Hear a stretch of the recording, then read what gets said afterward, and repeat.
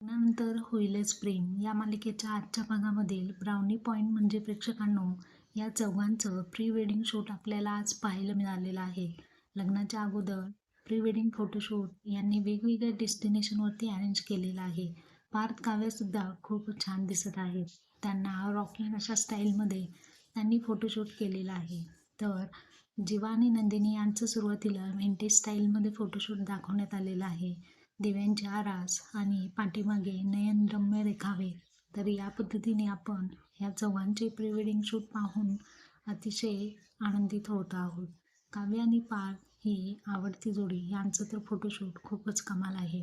पार्थने काव्यासाठी guitar वाजवलेले आहे. तिला red velvet pastries cake भरवलेला आहे. तर आजच्या भागामध्ये ॲटलिस्ट 10 मिनिट या प्री वेडिंग फोटोशूटमध्येच त्यांनी घालवलेले आहेत.